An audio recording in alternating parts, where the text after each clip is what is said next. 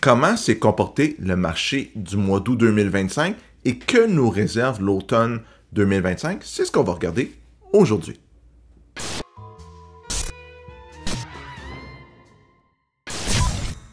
Bon, le mois d'août, c'était le dernier mois de vacances, donc le marché immobilier est encore en mode estival, mais on va commencer par regarder les inscriptions. On voit que le nombre d'inscriptions depuis le mois de juillet est similaire, mais encore en hausse quand même importante, d'à peu près 4000 par rapport à l'année dernière. Puis on voit que c'est une tendance depuis quelques années, là, on est au plus haut depuis ce temps-là. Donc, ça veut dire que l'inventaire est encore important sur le marché.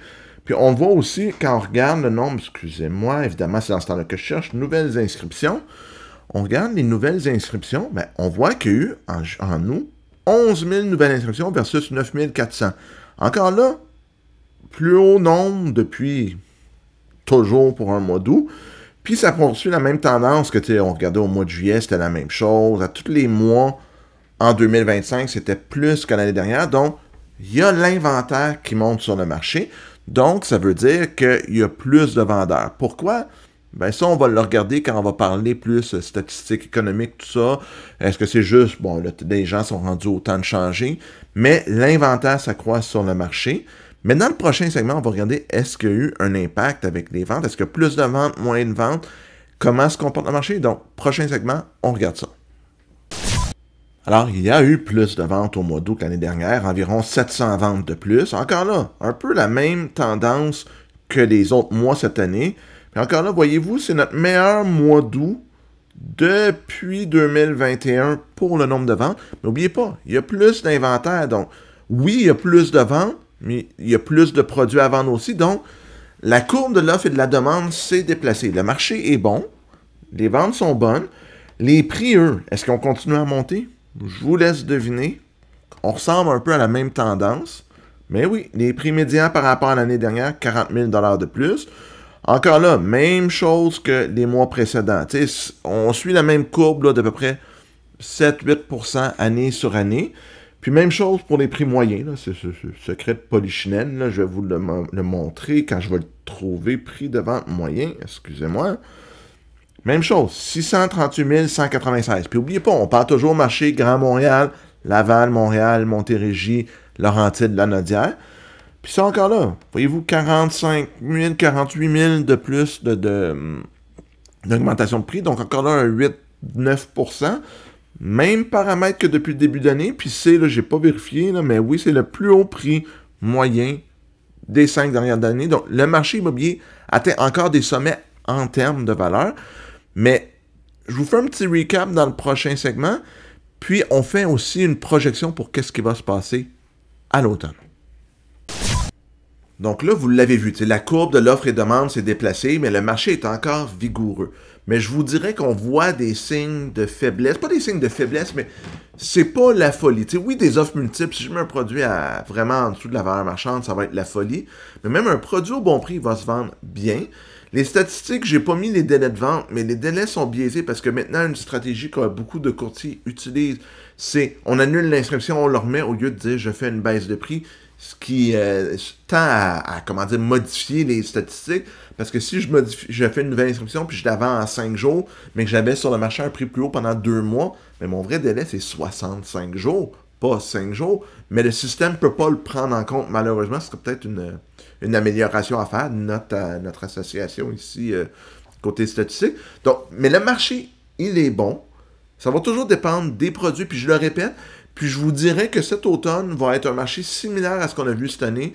C'est-à-dire un marché bon, mais pas aussi fou que dans les meilleures années, vu le mot récession qui a été prononcé. Là, on parle d'un budget fédéral avec des potentielles compressions au gouvernement. Ils disent des investissements. On va voir qu'est-ce qui va se passer. Les tarifs qui sont toujours pas réglés. La bonne nouvelle, c'est que l'inflation étant sous contrôle, ça se peut que les taux d'intérêt baissent, puis ça va donner un certain souffle au marché immobilier. Donc, ça va être bon, mais je pense pas qu'on va retourner à un marché de folie. Je pense qu'on va continuer à tendre vers un certain équilibre. Encore là, dépendamment des produits. Mais il y a un produit qui risque de souffrir, peut-être pas cet automne, mais dans les prochaines saisons, les prochaines années. Puis je veux vous en parler dans le prochain segment. je veux vous parler du condo, du projet de loi 16, parce que je pense que ça va avoir un impact majeur sur le marché du condo.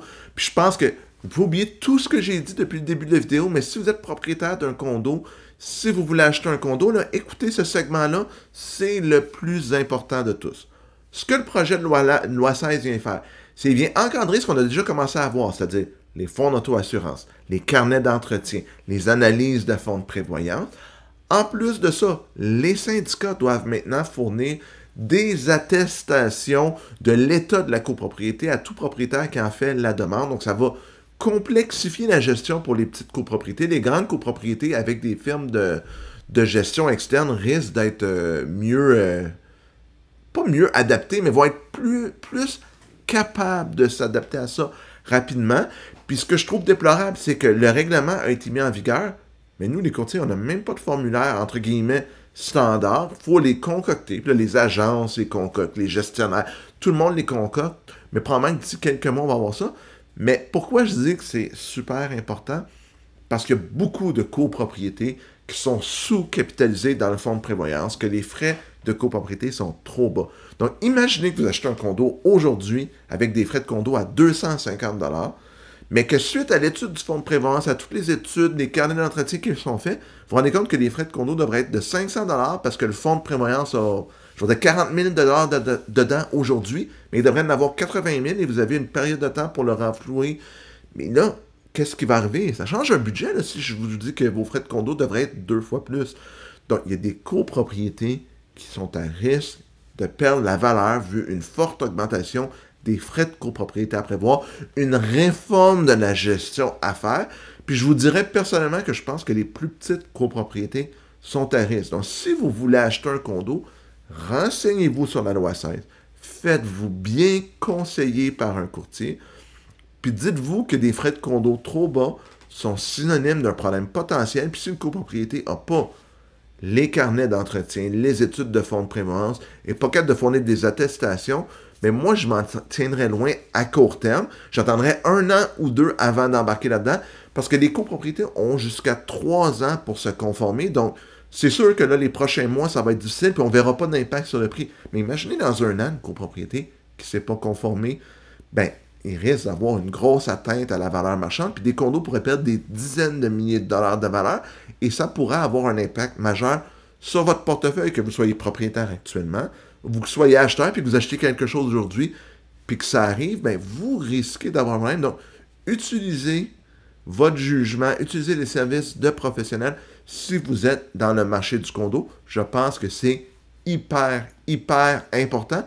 Puis je pense même que je vais vous faire une vidéo complète là-dessus dans les prochaines semaines, les prochains mois, une fois que je vais être mieux renseigné moi-même, parce que je ne suis pas sûr de tout détenir l'information encore aujourd'hui. J'espère que vous avez apprécié la capsule, puis que l'information sur le condo, vous l'avez trouvée particulièrement utile. Si c'est le cas, faites un pouce en l'air, ça serait super apprécié. Abonnez-vous à la chaîne. On va continuer à mettre du contenu immobilier régulièrement. Puis on se revoit la prochaine fois pour notre capsule. À bientôt tout le monde!